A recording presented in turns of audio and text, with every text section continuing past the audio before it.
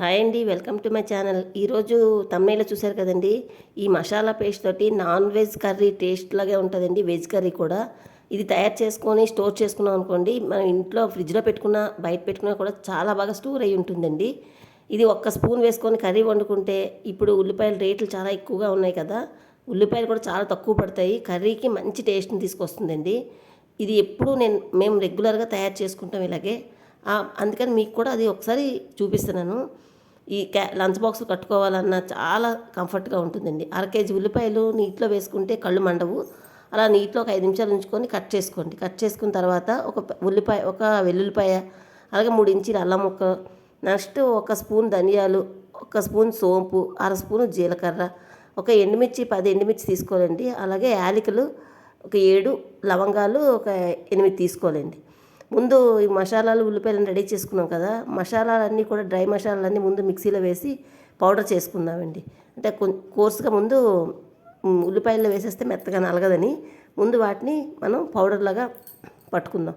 పట్టుకున్న తర్వాత మనం ఆల్రెడీ ఉల్లిపాయలు తరిగి ఉంచుకున్నాం కదండి, 1/2 కేజీ ఉల్లిపాయలు. ఈ 1/2 కేజీ ఉల్లిపాయలతోటి చక్కగా ఈ మసాలాలు కలిసినట్టు కొంచెం వాటర్ కావాలంటే వేసుకోండి, తక్కువైనా నలిగిపోద్ది. కొంచెం వాటర్ కావాలంటే ఒక 2 స్పూన్లు వాటర్ వేస్తే మెత్తగా పేస్ట్ లాగా తయారవుద్దండి. ఈ మసాలా పేస్టు మనం అప్పటికప్పుడు చేసుకోవాలనుకుంటే ఇలాగే ఉపయోగించుకోవచ్చు. కానీ నేను దీన్ని స్టోర్ చేయడం కోసం ఒక 2 స్పూన్లు ఆయిల్ వేసి ఈ మసాలా పేస్ట్ని దగ్గరగా వేయించుకోవాలండి. ముద్దగా అయిపోద్ది. ఇప్పుడు ఇందులో ఉండే వాటర్ ఇంకిపోయిన దాకా ముద్దగా అయిపోద్దండి. అలా వేయించుకుంటే మీకు కూర అండి చాలా అద్భుతమైన రుచితో వస్తుందండి. ఇలాగ మసాలా పేస్ట్ 1 స్పూన్ వేసుకోండి, కూర చాలా కమ్మగా ఉంటుంది. వెజ్ కర్రీ కూడా చాలా టేస్ట్గా ఉంటుందండి. నాన్ వెజ్ రుచిలోనే ఉంటుంది.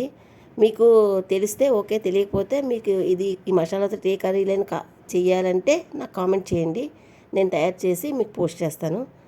చాలా సింపుల్గా అండి. ఇంకా నవరాత్రులు కూడా స్టార్ట్ అయిపోతున్నాయి కనుక సో ఇలాగ రెడీ చేసి ఉంచుకుంటే ఈజీగా వాళ్ళకి లంచ్ బాక్స్ తయారు చేసి ఇచ్చేయవచ్చు. తర్వాత మనం గుడికి వెళ్ళాలన్నా పూజ చేసుకోవడానికి అన్నిటికీ కూడా చాలా కంఫర్ట్గా ఉంటుందండి.